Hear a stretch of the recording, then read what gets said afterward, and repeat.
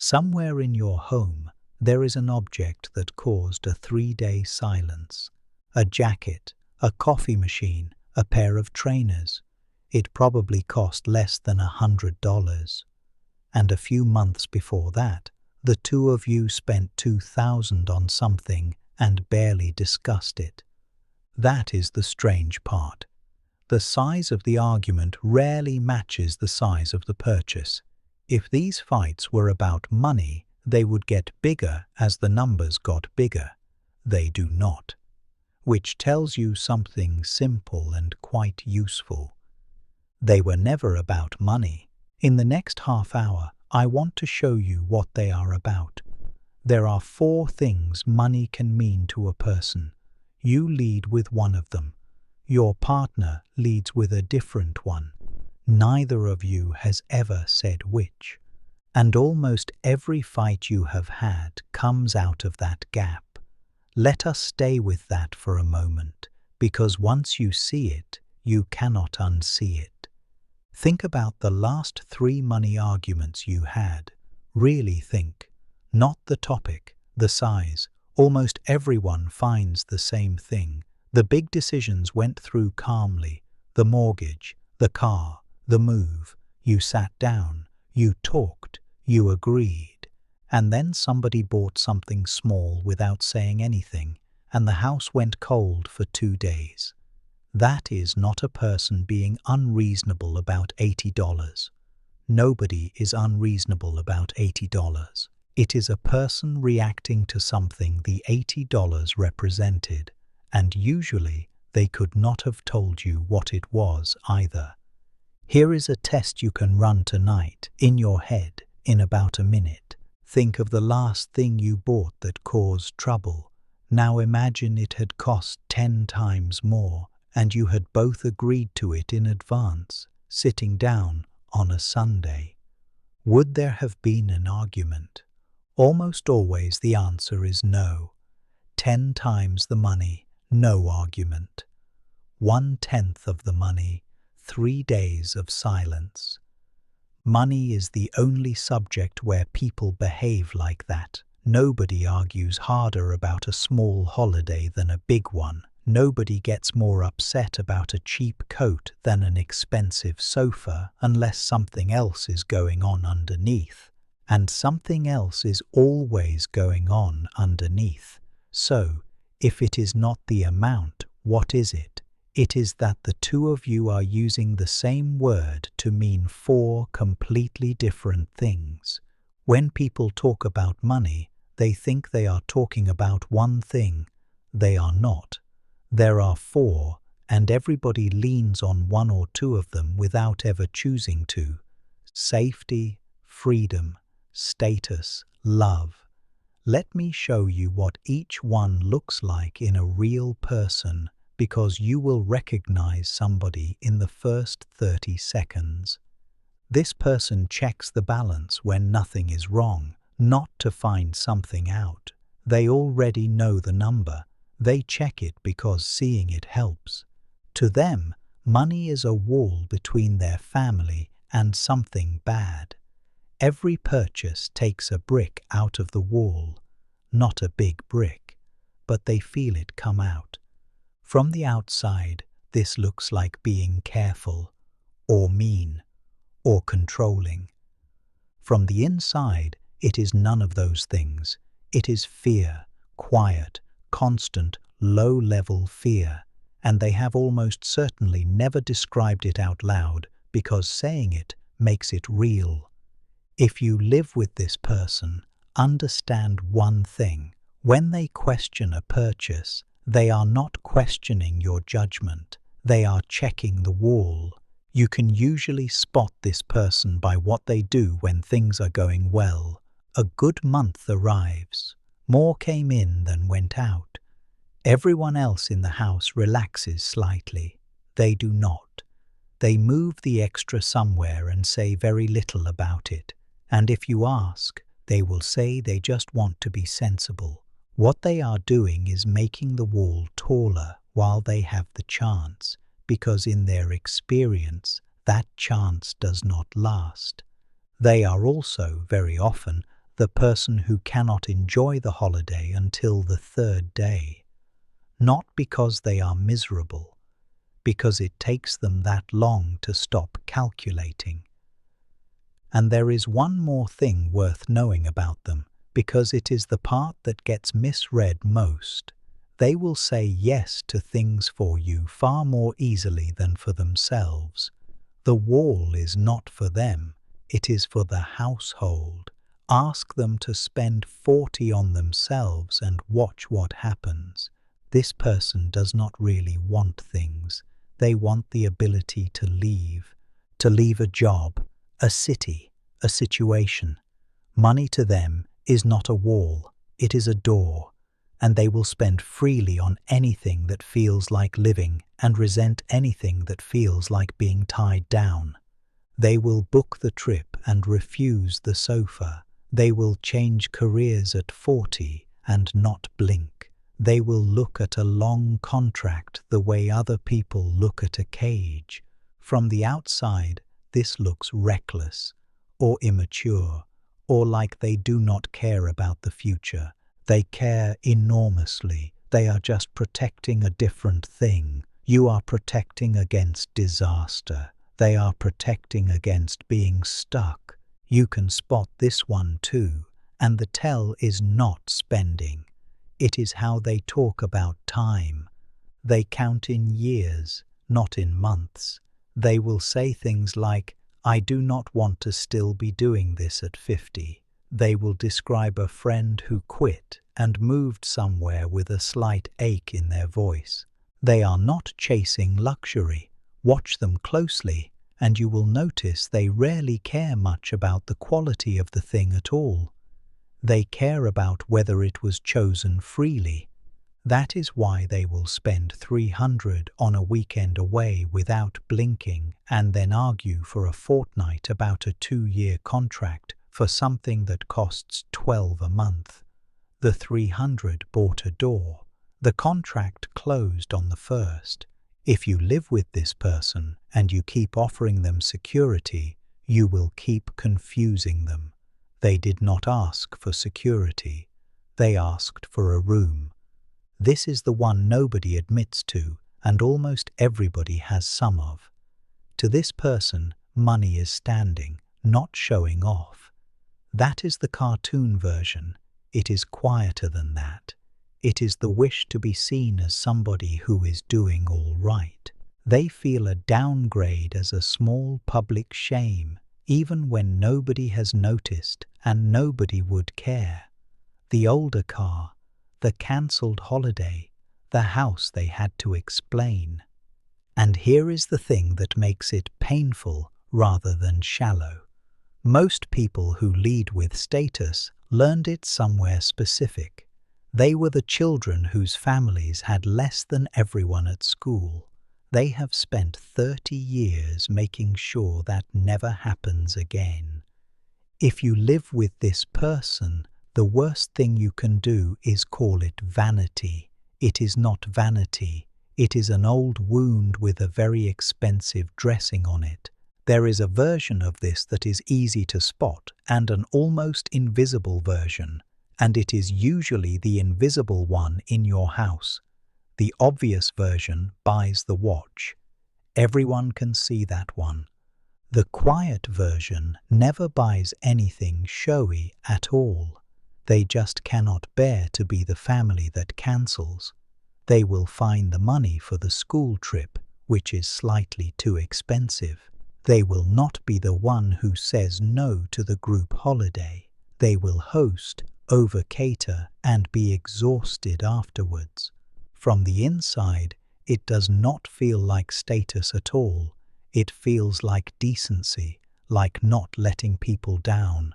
And it is the most expensive of the four because it is spent on other people's opinions of you, and other people's opinions have no ceiling and no receipt.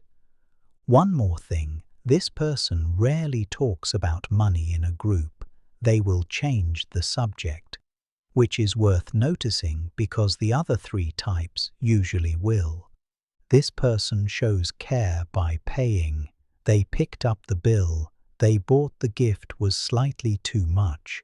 They pay for the family holiday and wave away the offers to split it. To them, being stopped from paying is being stopped from loving.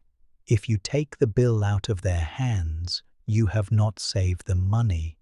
You have taken something from them. And this one causes the most damage because it is the hardest to argue with. Nobody wants to be the person who tells someone to stop being generous, but it very often costs more than they have. That is the quiet part of it. Watch this person at Christmas or at a birthday, and you will see the whole thing in about 4 seconds. They are more anxious about their gift being good enough than about anything else in the room. Because for them, the gift is not a gift, it is a message. And the message is, I thought about you, and I am the kind of person who takes care of you. There is usually a parent in the background of this, somebody who was not good with words but was very good at paying for things. That child learned the language and now speaks it fluently to everyone they love. So when you tell them they spent too much, they do not hear a comment about the budget. They heard that they loved you incorrectly, which is why this one needs the most careful handling of the 4, and why so many couples give up and just let it happen quietly for 30 years. Most people lead with 1 and lean on a 2nd, which means in any couple there are 2 different primary meanings sitting in the same kitchen. Safety married to freedom is the most common pairing and the most painful. One of you is building a wall, the other is building a door. Every single purchase is a vote on which one you are building, and neither of you knows the vote is happening. That is why the fight never lands where you expect it to. You think you are arguing about a jacket. You are arguing about whether this house is a wall or a door. The other pairings each have their own shape, and it is worth knowing yours. Safety with love is gentle and slow and quietly corrosive. Nobody shouts. One of them keeps giving and the other keeps worrying, and neither says anything for years. Freedom with status is expensive in both directions. One spends on going, the other spends on being seen, and there is nobody in the house applying the brake. Status with safety is the one that produces the most secret keeping. One needs it to look fine on the outside. The other needs it to be fine on the inside. Something eventually gets hidden to satisfy both, and 2 people with the same primary meaning are not automatically easy either. 2 safety people can talk each other into a life so careful that nothing ever happens in it.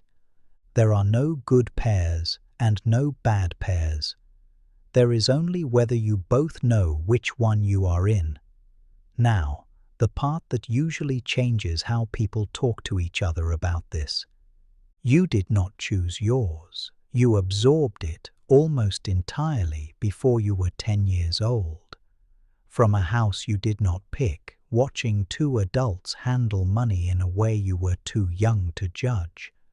A child in a house where money was tight and nobody talked about it learns that money is danger and that the danger is not discussed. That child grows up and checks the balance when nothing is wrong. A child in a house where money came and went in waves, good year, bad year, big holiday, sudden move, learns that money is temporary and that you should use it while it is here.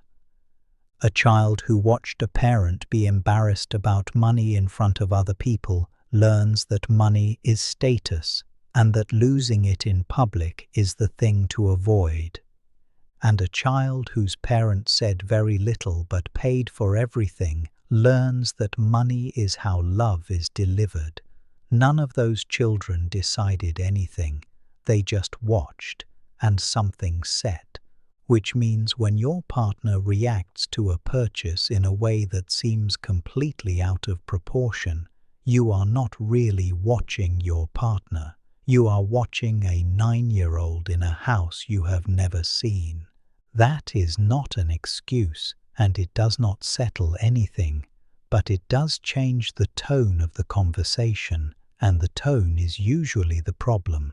There is a way to find yours, and it is not by thinking about money at all. Think back to a specific moment in your childhood involving money, not a general feeling, one scene. Most people have one ready within about 5 seconds, which tells you how close to the surface it sits. It might be a conversation you overheard through a door, a holiday that was cancelled, a moment at the till, a time your parent went quiet in a shop and you did not know why. Whatever that scene is, it is almost certainly where your definition came from, and the emotion in it, fear, shame, relief, embarrassment, is the same emotion that shows up 30 years later when your partner buys a jacket. Now, here is the part worth doing. Ask them for theirs. Not what they think about money, the scene. And be ready, because a lot of people have never told anyone, and it comes out with more in it than they expected. I have never heard of that conversation going badly. I have heard of it going on. Almost every money argument a couple has is one of 3, wearing a different coat. Somebody bought something without saying anything. The other one found out afterwards. This one is rarely about the item, and there is a simple way to prove it. Ask yourself, if they had mentioned it first, would you have said yes? Most of the time the answer is yes, which means the item was fine. What was not fine was finding out. So it is not a spending fight. It is a fight about being told, and those are much easier to solve because you can agree a rule about telling. You cannot agree a rule about wanting things. There is a second thing hidden in this fight, and it is worth separating. Sometimes the person did not tell you because they knew what you would say.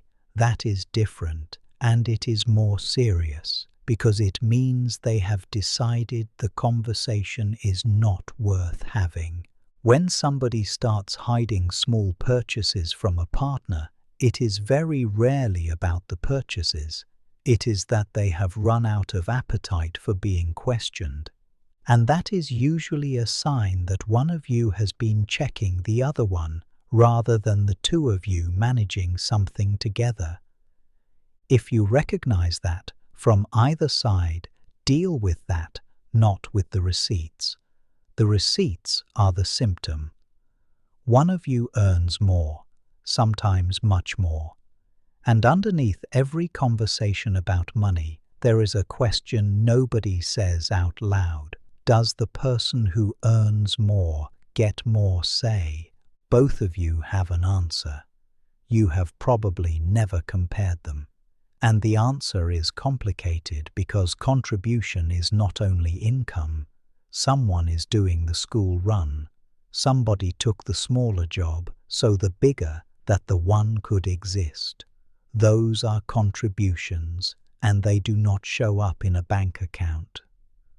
When this fight arrives disguised as a spending argument, the real sentence underneath it is usually, "I do not feel like an equal here."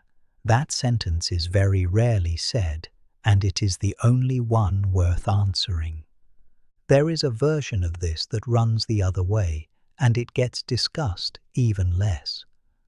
The higher earner often feels something they will not say either, that the whole thing rests on them, and that if they stopped, everything would stop. That is a heavy thing to carry quietly, and it comes out sideways too, usually as irritation about small spending, which makes no sense on the surface because they earn plenty and they know it. but they are not reacting to the amount. They are reacting to the weight. So this fight has two unsaid sentences in it, not one. I do not feel like an equal, and I do not think anyone sees how much of this is on me. Both are usually true at the same time, which is why arguing about who is right does not work. This is the safety and freedom clash, arriving as a plan. One of you wants to put more away. The other wants to do something with it now. Both of you think the other is being irresponsible, and from inside each position, the other one genuinely is. You do not disagree about the number. You are disagree about which risk is worse, running out later or never having lived. Neither of those is the wrong fear. And notice that this fight gets worse, not better, as you get older. In your 20s, there is nothing to argue about, because there is nothing there. In your 40s, there is something there, and now the question of what it is for becomes real. The safety person sees the number and thinks, good, keep going. The free person sees the same number and thinks, so when exactly do we use it? Same figure, two completely different reactions, and both are watching the other one and thinking quietly that they have missed the point. The only way out of this one is a conversation about when, not how much. A date does more for this argument than any amount of money ever will. So, what do you do?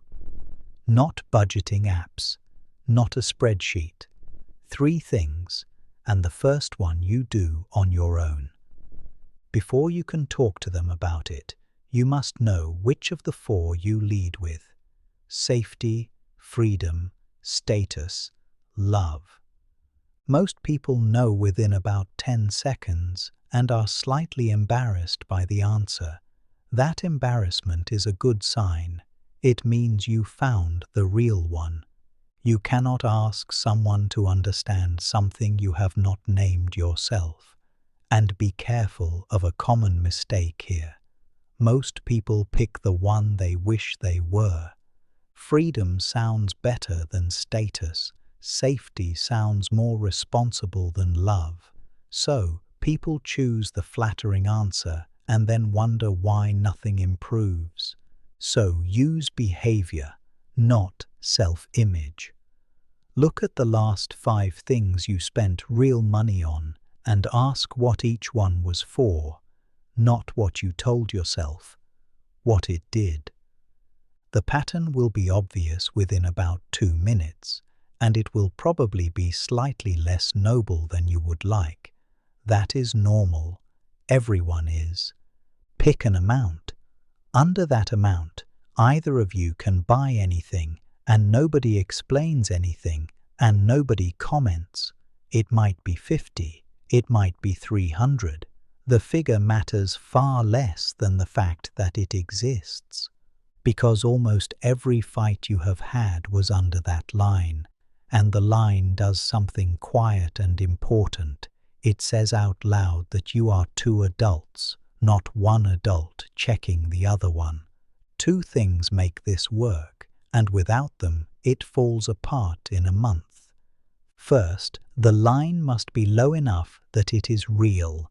If you set it so high that nothing ever falls under it, you have not agreed anything. Set it at the level where most of your arguments happen.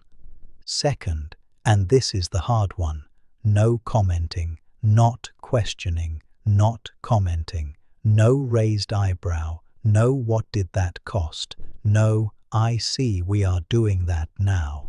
Because a line with a comment attached is not a line. It is the same arrangement as before, with extra resentment. Couples who get this right describe the same effect, and it is not financial.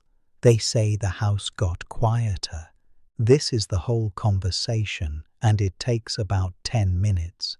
Ask them, when you imagine having enough, what are you seeing?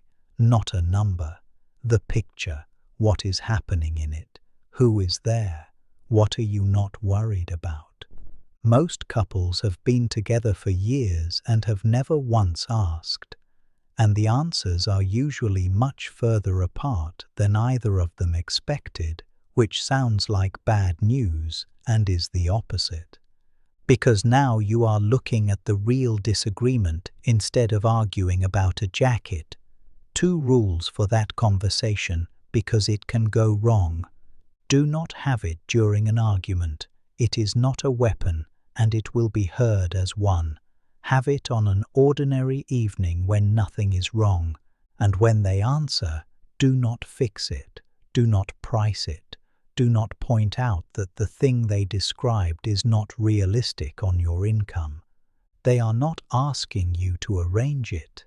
They are telling you what they have been aiming at for 15 years without saying so. Just let them finish. You can do the arithmetic another day. There is only one first time somebody tells you that, and how you receive it decides whether they ever tell you anything like it again. Some of you are watching this thinking, that is all very good, but mine will not talk about it. That is common, and it is worth saying what is usually behind it, because it is rarely that they do not care. People avoid this conversation for 2 reasons. Every previous attempt turned into an argument, so they have learned that the topic is dangerous. Or they are ashamed of something, a debt, a habit, an amount they earn or do not earn, and talking about money at all risks getting close to it. Both are fear. Neither of them is fixed by asking again, more firmly, so do not open with the money. Open with your own scene from childhood, and do not ask them for anything. Just tell them yours and stop talking. That is a small thing, and it does something specific. It makes the subject safe by going first, and it does not require them to answer. Most people, given a week, answer anyway. And if they still do not, that is information too. A person who cannot discuss money at all with the person they live with is usually protecting something, and it is rarely the money. 2,000 years ago, a Roman teacher called Musonius Rufus wrote about marriage, and he made an argument that was unusual for his time and is still slightly unusual now.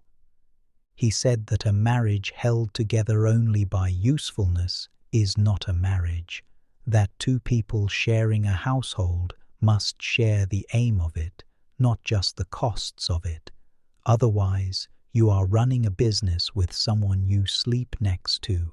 That is the thing money arguments are really testing. Not whether you can afford the jacket, whether the 2 of you are pointed at the same life. The object that started the 3-day silence is probably still in your house. And it was never about the object. It was 2 people who meant different things by the same word, doing their best with information neither of them had. You are not bad with money together. You are running 2 definitions and 1 account. So, if you take one thing from this, take the question. Tonight or this week. Ask them what they see when they imagine having enough. Then listen to the whole answer without solving it. That part is harder than it sounds, and it is most of the work. One last thing, and it is the thing I would most like you to take. None of this means one of you is right. There is no single correct definition of money. Safety is not more mature than freedom. Love is not more generous than status. They are 4 reasonable answers to a question nobody asked you, given to you by a house you did not choose before you were old enough to have an opinion. You are not fixing a fault. You are introducing 2 people who have lived together for years and never quite been told what the other one means. The next one is the pairing that causes the most arguments of any, the spender and the saver. Why you married each other, why it is not an accident, and what to do about it. If that is the one you need, subscribe and it will find you. And if you want the money side rather than the relationship side, the Wealth Levels series is on screen now.